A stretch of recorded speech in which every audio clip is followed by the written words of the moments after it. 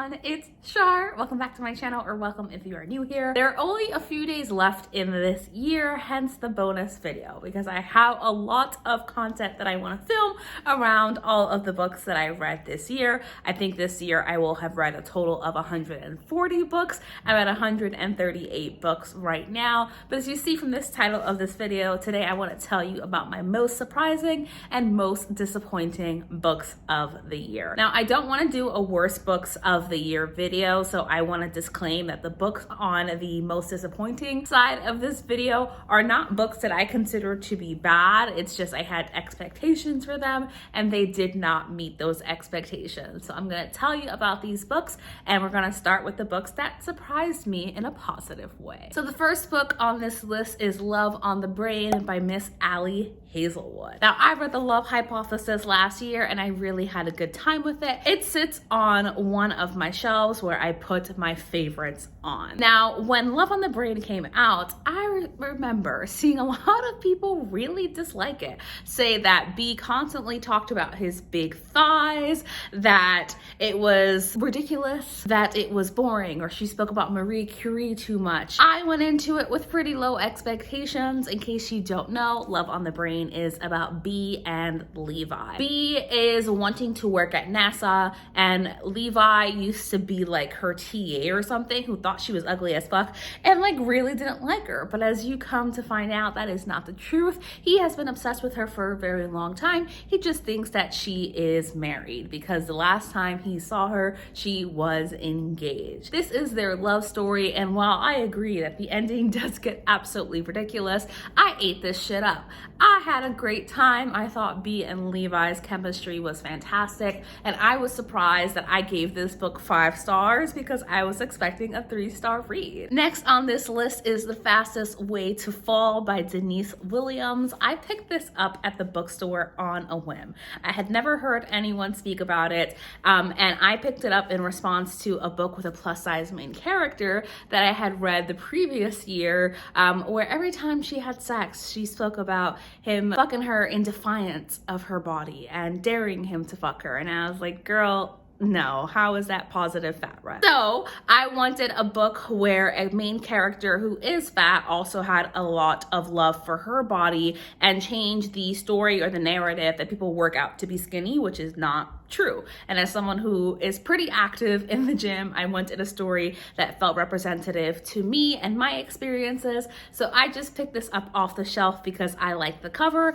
and I like that we had a plus size main character who enjoyed fitness and didn't work out for the sake of losing weight. This book took me by surprise. So in this story, we are following Britta and we are following Wes. Britta is a writer and she works for this like magazine, and she decides that she wants to do an article about this new fitness app called FitMe. And FitMe's whole mission is that they talk about health and wellness and fitness without weight loss. It's all about finding what works for you and what works for your body and taking the focus off what your body looks like and the numbers on the scale. So she wants to give it a go, and she chooses to join as a client without letting them know what she's doing to get the full experience. She ends up being matched to a personal trainer named Wes, but Wes is actually the CEO of the company. Through their interactions, they slowly fall in love. I was not expecting to love this book as much as I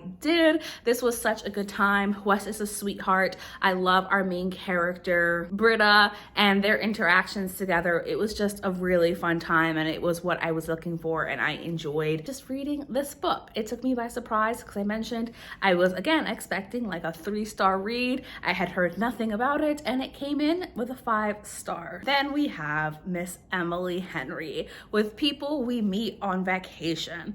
My expectations going into this were already low. So this book is about Poppy and Alex. And Poppy and Alex have been best friends since they were in college. And every year they go on vacation together. Except when this book starts, Poppy and Alex have not spoken in a year, a couple of years, and Poppy is feeling really bad. She misses her best friend a lot, so she decides to shoot her shot and send her friend a message and say, I miss you a lot. Let's go on this vacation. So you follow not only them on this new vacation, but what happened all those years ago that made them stop speaking, and what their relationship looked like and their friendship. There's a lot of pining in here. I love the mutual pining, and I say this is friends to lover supremacy. It is the best Emily Henry book in my opinion, and it is the only Emily Henry book that I have loved. Absolutely adored this book and was surprised by how much I loved it, because I didn't really like beach reads. So Miss Emily Henry took me by surprise.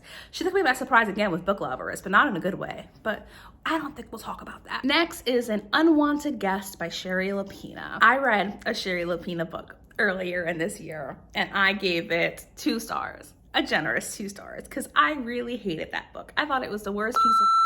Oh, that's mean. I won't tell you what the book is, but it was bad. So when I picked this up, I was like, you know what? It's a murder mystery. It's isolated. They're in a snowy setting. That might work for me. And if you can't already tell by the tabs, it did work for me. So in this story, it's your classic murder mysteries. We are in the Catskills in upstate New York, and a bunch of rich people get stranded in like this chalet, this very luxurious chalet, because of a winter storm. And the next morning when they're stuck there, someone is dead on the floor. It's very, I don't want to say one by one, but people die one by one, and it increases their paranoia, and they're trying to figure out who is the murderer amongst us.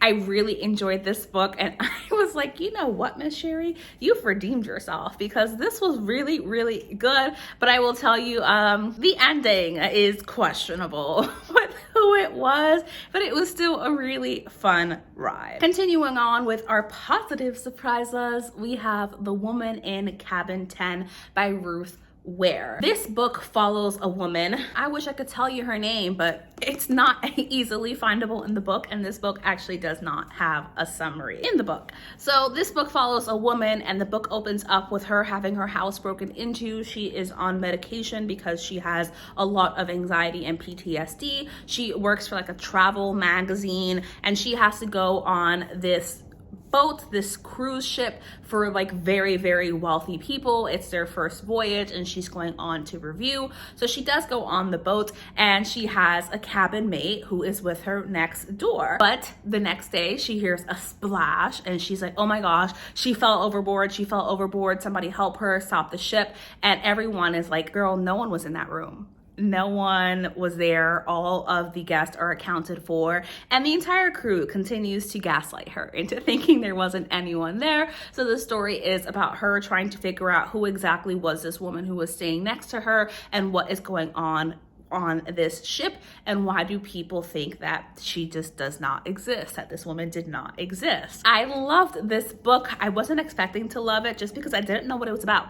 I could not find a summary when I was in the store. I had very vague ideas, but this is the book that helped me realize I love mysteries set on the ocean on a boat.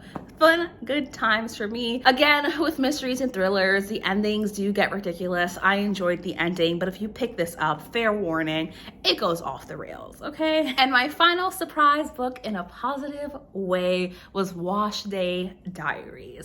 I picked this up at the library just because I was looking for some manga and some graphic novels. It had a beautiful cover, and I was like, you know what? Let's go for it. I had never heard of this book. I had no idea what it was about, and my gosh, if you saw my 12-hour reading vlog, you will know that I loved this book. So this is a graphic novel, an adult graphic novel, following 4 women who live in the Bronx, that's New York City, and they're talking just about their lives. In each chapter, you're getting a scene in that woman's life. For example, one, you just have a woman who is talking about her wash day, time to wash her hair, her process, and she's going to the bodega to get a bacon, egg, and cheese, and she's just going about her life. And that may sound uninteresting to you, but in the background, you can see there's a lot of story there about gentrification and gentrification of her neighborhood. And it's all about how these women come together and support each other, and it is a little slice of life, which I just adored. I immediately fell in love with this group of women.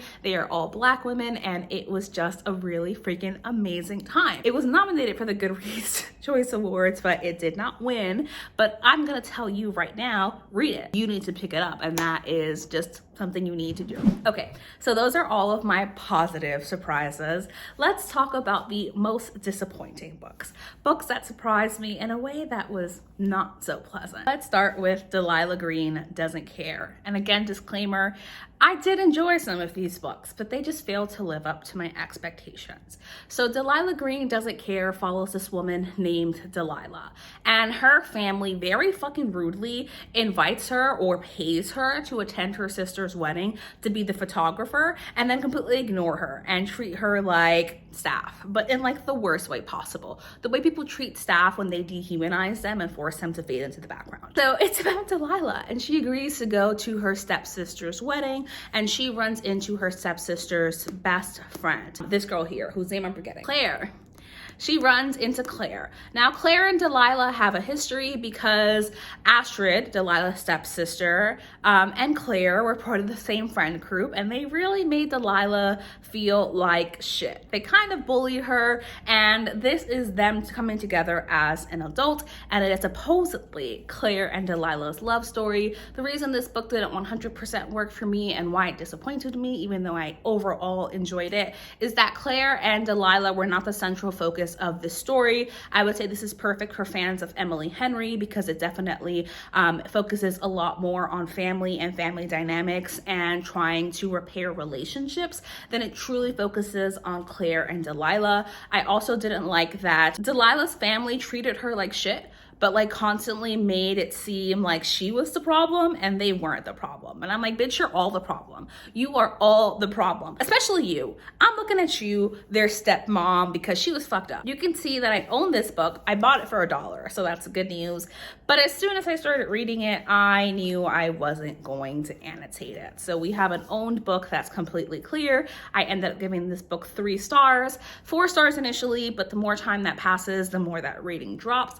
It just wasn't my thing for the same reason that books like Beach Read and Book Lovers was not my thing. But if you love those books, you might really love Delilah Green Doesn't Care, plus it's sapphic, and that is great. The next book on my most disappointing is The Very Secret Society of Irregular Witches.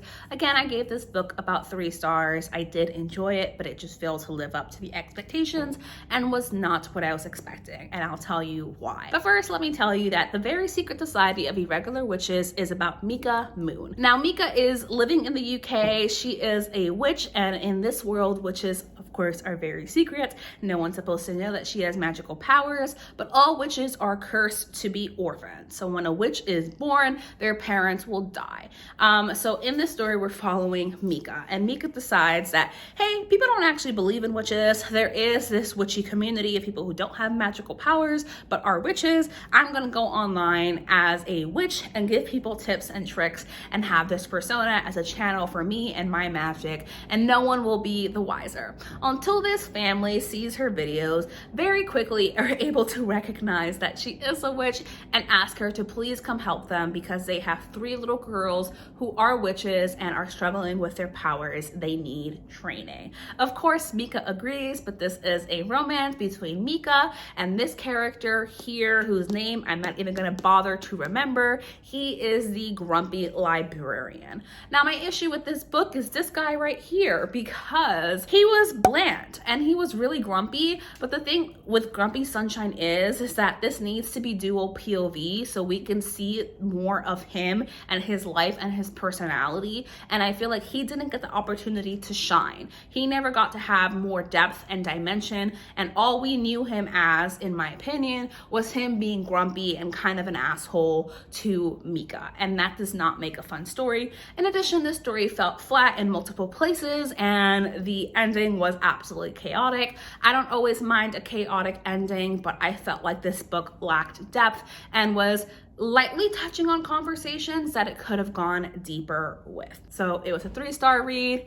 I was expecting to adore it, and I just did not. The next book on this list, many of the books on the most disappointing are very popular books. I am so sorry about that, but I'm here to tell you the truth of my feelings. So Legends and Lattes by Travis tawdry, something like that. It's up here. This is a cozy fantasy that is beloved by many people. It is a story of this orc. She has been kind of this warrior, built a reputation for herself, but has also been saving a lot of money, and she's ready to retire. So she decides that she's going to open up a coffee shop in this little village, but no one has ever heard of coffee. So she not only has the challenge of building the coffee shop and trying to run a successful business, but getting people to drink this bean water. It is a sapphic story as well because she hires someone, I believe she's a siren, or what's the other one? A succubus. She's a succubus, and she comes to work at this coffee shop,